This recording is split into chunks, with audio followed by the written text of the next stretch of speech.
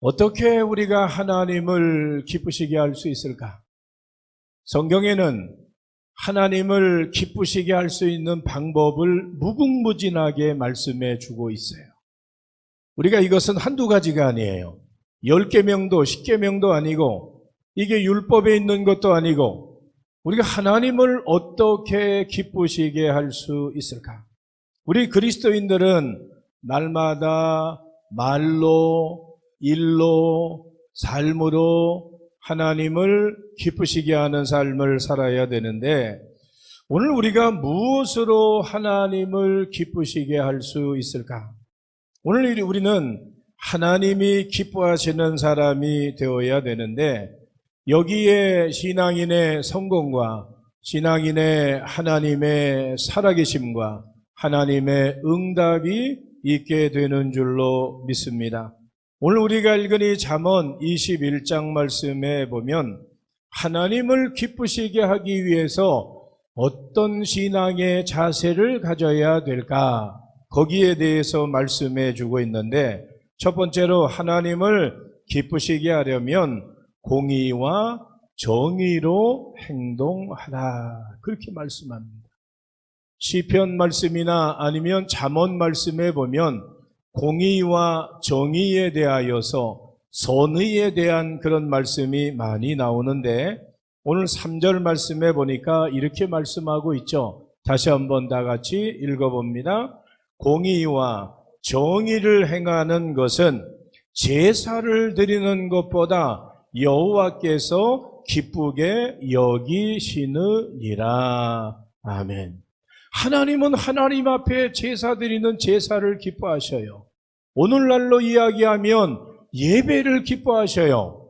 그런데 그 예배가 오늘 말씀과 같이 공의와 정의가 없으면 그 예배 안에 예배 드리는 자가 공의와 정의를 갖고 예배 드리지 아니하면 그것은 이제 공의와 정의로 세상에 사는 사람들보다 못하다라고 하는 거예요. 그럼 우리가 가져야 되는 신앙의 자세가 어떠해야 되는가? 여러분들 불의한 제사보다도 하나님은 공의와 정의를 더 기뻐하신다라고 하는 거예요. 우리는 연약한 죄인입니다. 우리가 세상 나가서 완전한 인간은 아무도 없어요. 우리가 연약한 중에 주 앞에 나와서 예수 그리스도의 십자가 보혈로 정결함을 얻고 또다시 세상 나가 그 다음 주도 반복적인 죄와 불의와 하나님이 기뻐하지 않는 일을 반복적으로 습관적으로 행한다라고 한다면 그의 제사는 하나님을 기쁘시게 할 수 없고 영화롭게 할 수 없다라고 하는 거죠. 우리가 성경에서 하나님의 속성을 이야기할 때 하나님은 어떤 분이신가? 하나님은 사랑의 하나님이시다. 그런데 우리가 빼놓지 말아야 되는 것은 하나님은 공의의 하나님이라고 하는 거예요. 사랑의 하나님 동시에 하나님은 공의의 하나님이시다.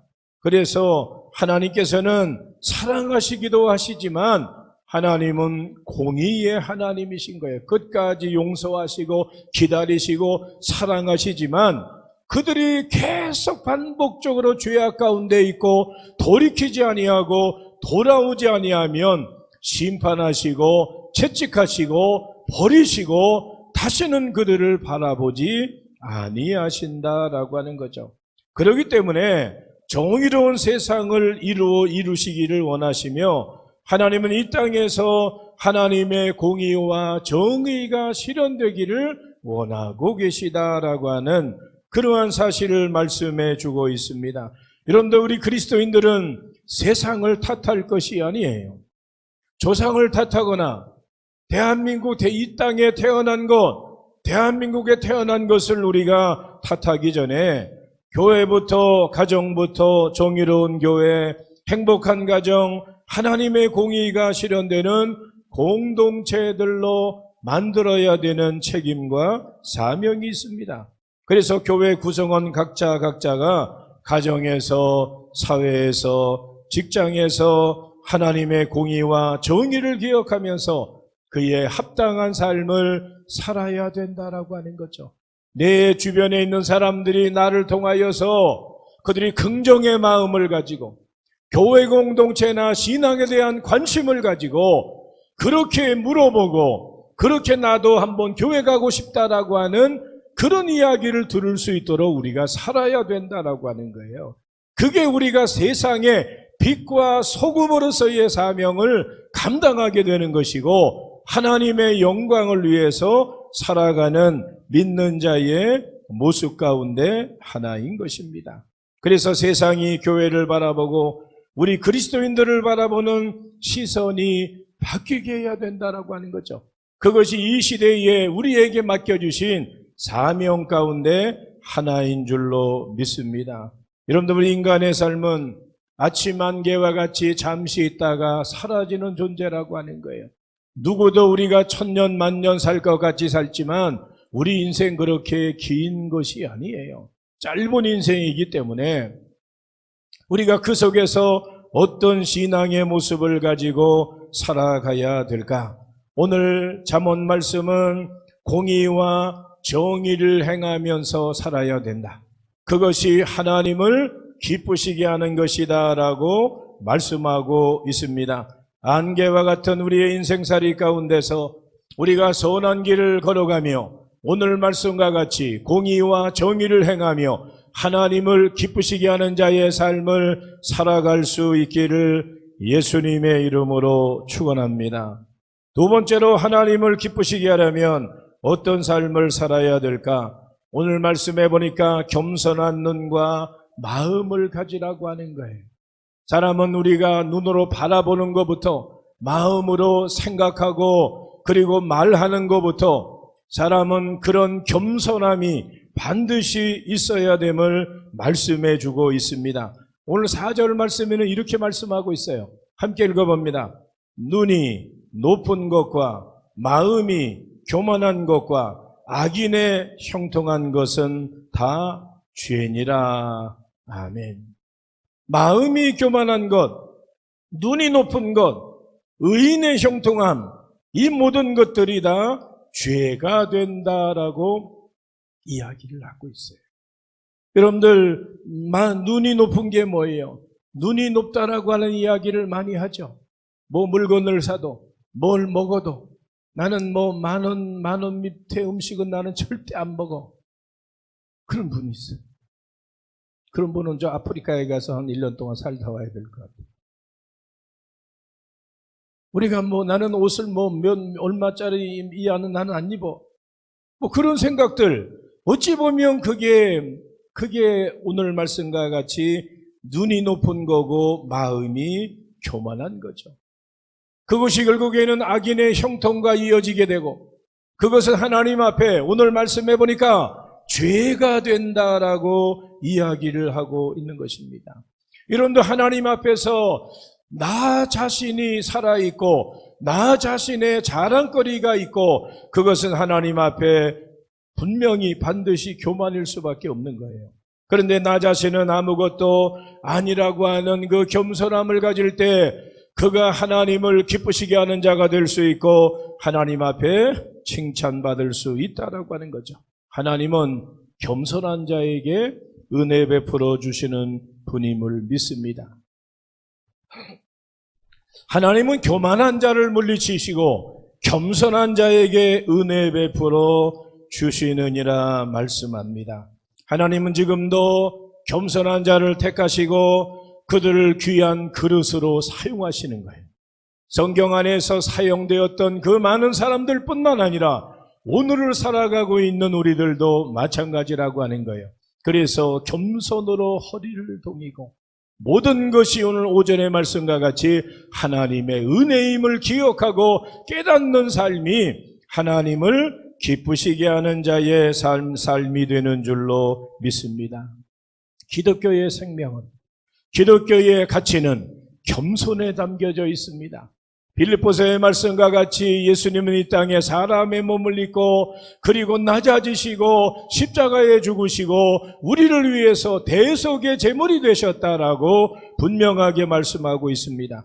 예수님이 이 땅에 오셔서 가르쳐 주신 그 겸손은 예수님 한 분으로 끝나는 것이 아니라 예수님의 제자된 우리들이 이 땅을 위해서 살아갈 때에 겸손한 자의 모습을 가져야 되는 것입니다. 오늘도 하나님의 나라와 하나님의 은혜는 겸손한 자들의 것입니다. 우리 모두가 겸손으로 하나님을 기쁘시게 하고 하나님 앞에 영광 돌리는 믿음의 삶을 살아갈 수 있기를 예수님의 이름으로 축원합니다. 겸손할 때에 충성하고 헌신하고 봉사할 수 있는 거예요. 겸손할 때에 나를 나타내지 아니하고 누가 보지 않아도 보이지 않는 곳에서 하나님의 선한 뜻을 이루어갈 수가 있는 것입니다. 그리고 겸손할 때에 영적인 기쁨이 찾아오게 되는 것입니다. 잠언 22장 4절 말씀해 보니까 성경은 이렇게 말씀하고 있습니다. 읽어봅니다. 겸손과 여호와를 경외함의 보상은 재물과 영광과 생명이니라. 아멘. 여호와를 경외하고 겸손하게 살아갈 때 하나님이 그들에게 주시는 은혜와 응답이 뭔가? 그것은 바로 재물과 영광과 생명이다라고 말씀합니다. 그리고 겸손이 생명이고 겸손한 자를 하나님이 기뻐하시고 겸손한 자를 하나님이 사용하신다라고 하는 것이죠. 겸손의 본이 되시는 예수 그리스도를 따라가며 붙잡힌 바 되어 쓰임받고 하나님을 기쁘시게 하는 믿음의 삶을 살아갈 수 있기를 예수님의 이름으로 축원합니다. 세 번째로 하나님을 기쁘시게 하려면 어떻게 해야 될까? 오늘 성경은 영적으로 부지런함을 가지라고 하는 거예요. 우리가 겸손한 삶뿐만 아니라 하나님을 기쁘시게 하려면 부지런한 삶의 신앙의 모습을 가져야 됩니다. 오늘 5절 말씀해 보니까 이렇게 성경은 말씀하고 있어요. 5절 보여주세요. 5절 말씀 읽어봅니다. 부지런한 자의 경영은 풍부함에 이를 것이나. 아멘. 부지런한 자의 경영은 풍부에 이르게 된다라고 말씀합니다. 그런데 세상에서 가장 비참한 사람이 누구입니까? 먹을 것이 없어서 병들어서 허덕이고 고통당하고 아파하고 신음하고 굶주리고 그런 것이 비참하고 그런 것이 불쌍한 것이 아니라 오늘 우리는 쓸모없는 삶을 살아가고 있다라고 하는 것이 어찌 보면 가장 인생을 비참하게 살아가고 있는 거예요. 오늘 우리는 다 하나님 앞에 일꾼들로 부름받은 거예요. 하나님이 우리를 사용하시기를 원하고 계세요. 하나님이 우리를 통해 영광 받으시기를 원하고 계세요. 그렇기 때문에 우리가 그 일에 붙잡힌 바 되어 쓰임받는다라고 하는 것이 얼마나 귀한 일인가. 이런 게으른 사람은 절대 남을 위해 봉사할 수 없는 거예요. 자기 자신의 삶도 책임지지 못하니까 게으른 사람은 남을 위해 봉사할 수 없는 겁니다. 게으른 사람에게는 항상 후회만 따르고 내가 그때 그걸 할 걸 껄껄거리다가 그 인생 끝나버리게 된다라고 하는 거죠. 그래서 인생의 성공에 있어 부지런함은 필수적인 조건 가운데 하나다라고 하는 거죠. 솔로몬은 그래서 게으른 자들에게 교훈하기를 개미에게 가서 개미가 어떻게 행동하는 것을 보고 지혜를 얻으라고 그렇게 게으른 자들을 권면하고 있는 것을 보게 됩니다. 우리 모두가 열심을 품고 주님을 섬기며 하나님의 영광을 위하여서 최선을 다하는 믿음의 삶을 살아갈 수 있기를 예수님의 이름으로 축원합니다. 이런 통계조사가 있어요. 잘 들어보세요. 이런 미국의 통계조사가 있습니다. 미국 국립노화연구소의 헤럴드 퀘니라고 하는 박사는 노인학 저널이라고 하는 잡지에서 연구 발표를 했어요. 사람이 나이 들고 세월이 가며 늙고 병들고 죽게 되어지는데 그때에 이제 연구를 했어요. 54세 이상 미국 성인 4,000명을 조사한 결과 어떤 결과가 나타났는가 하면 종교 행사에 자주 참석하는 사람은 사망률도 그렇지 않은 사람보다 46%나 낮았다고 하는 거예요. 그러니까 여러분들 오늘 예배에 오후 시간에 예배에 참여하신 여러분들 예배 참여 안 한 분들보다 한 5분, 10분 더 생명이 연장되는 거예요. 기분 나쁩니까? 이게 통계조사로 나온 거예요. 연구조사로. 종교 집회 예배에 참여 안 하는 사람보다 예배에 참여하는 사람이 그들이 생명에 대한 바로 이제 이 사망률이 46% 절반이나 더 줄어든다라고 하는 거예요. 하루 종일 그냥 집에 앉아서 텔레비전 보면 텔레비전이 무슨 상자예요? 무슨 상자예요? 바보 상자예요? 요새는 더한 말을 하던데 텔레비전이 무슨 상자예요? 요새 치매 상자라고 그래요. 텔레비전 보면서 사람들이 뜨개질을 하고 성경 필사를 하고 텔레비전 보면서 뭘 만들고 뭘 합니까? 거의 안 해요. 가만히 앉아 있는 거예요. 예배 시간에는 5분만 서 있어도 힘들다 그러면서 드라마하고 텔레비전에 2시간, 3시간 앉아 있어도 아픈 데도 하나도 없어요. 전부 사람을 바보로 만드는 거예요. 아무 신체적인 움직임이 없으니까. 신체적인 움직임이 없으니까 점점 그 인간의 육체가 노화되고 쇠퇴된다라고 하는 거죠. 그런데 우리가 예배에 나오기 위해서 그냥 집에 있던 옷 입고 그냥 슬리퍼 끌고 나옵니까? 그렇지 않잖아요.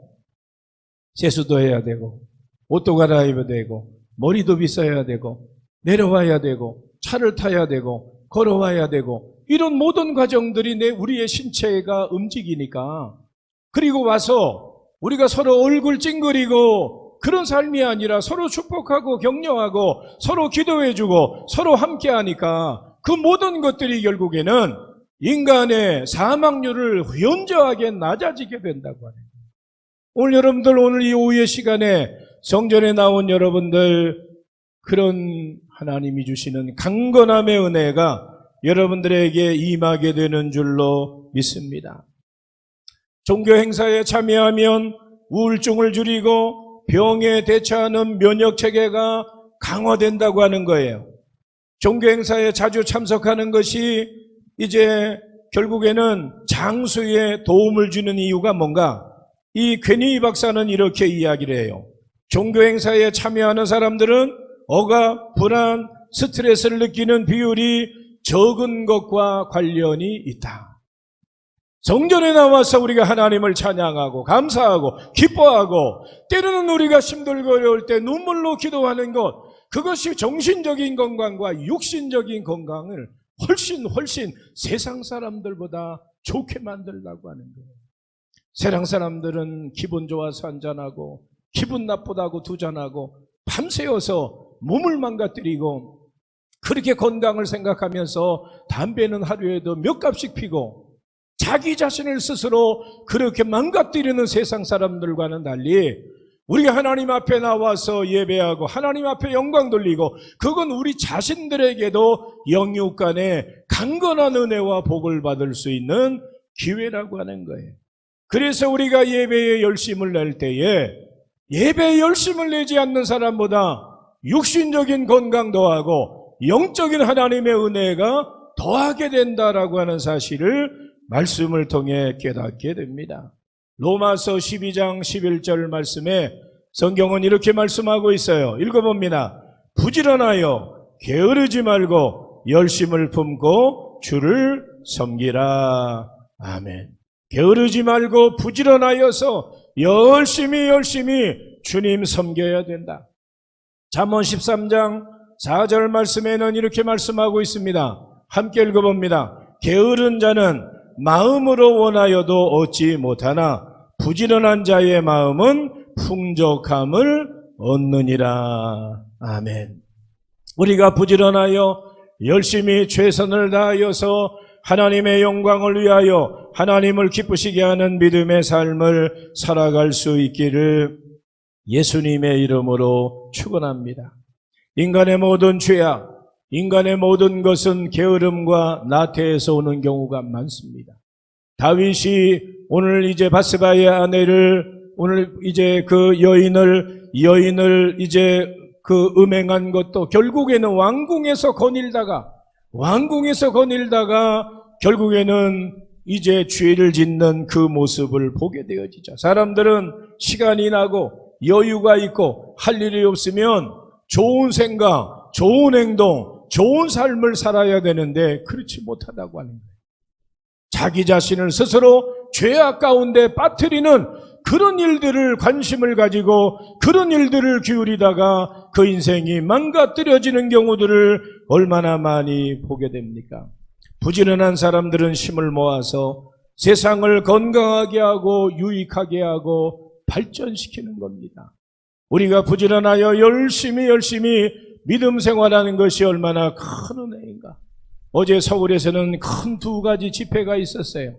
동성애 퀴어 음란 축제가 있었고 거기에 반대로 거룩한 방파제라고 하는 마치 파도가 태풍이 몰려오면 테트라포스 이제 방파제 앞에 쌓아놓은 삼각형으로 된 그거와 같이 이제 마을을 사람들을 보호하고 배를 보호하는 거룩한 방파제와 같이 이 나라 이 민족 이 땅을 지키자라고 하는 그런 의미로 어제 1시부터 6시 7시까지 많은 분들이 서울의 광장에 모여서 잘못된 것을 지적하고 예배하고 기도했습니다.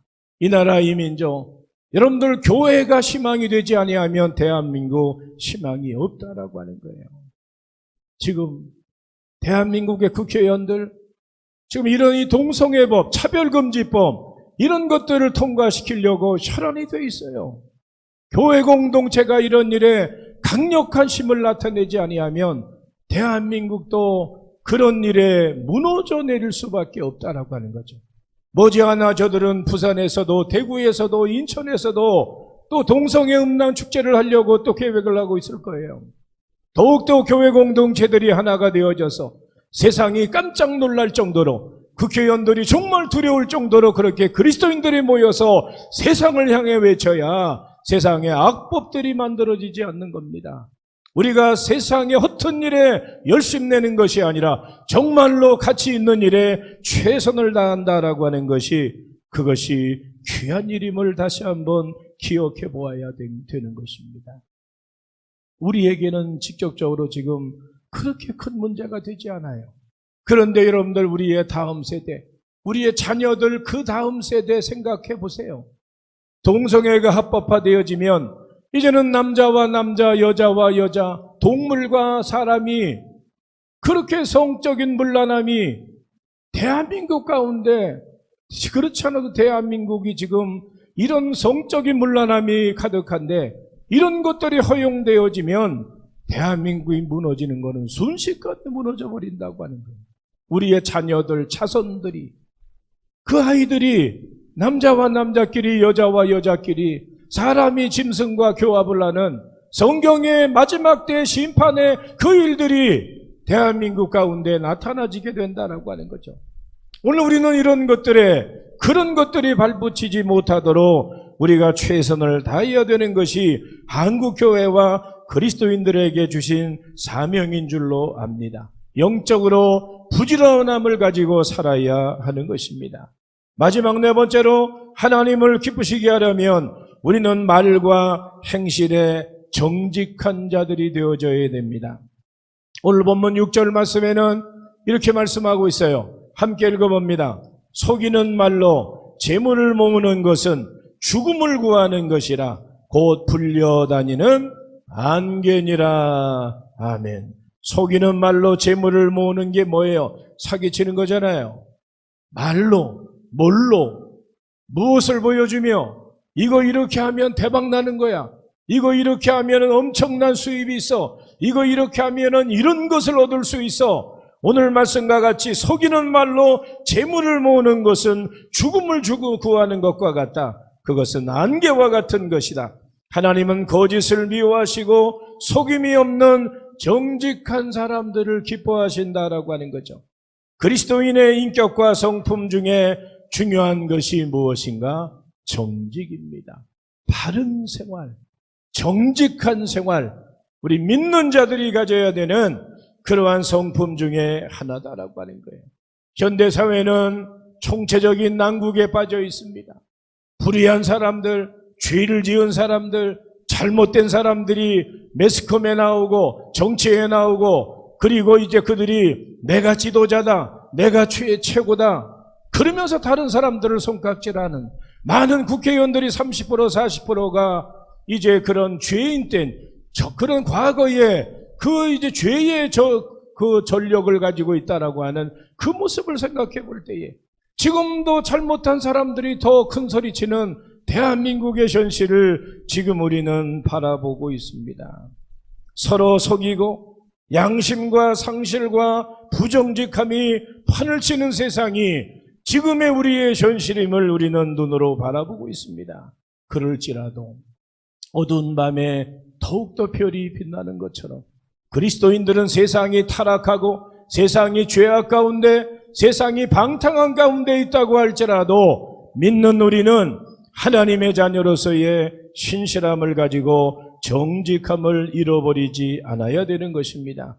이 시대에도 하나님은 정직한 하나님의 사람들을 찾고 계시다라고 하는 거죠.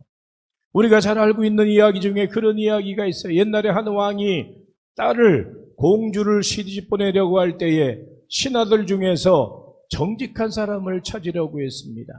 그래서 신하들 중에 결혼하지 아니한 신하들을 불러다가 내가 여기 꽃씨를 너희들한테 나눠줄 테니까 제일 아름답게 화려하게 꽃을 피워서 가져오는 자가 내 딸과 결혼할 수 있는 고난을 주겠다.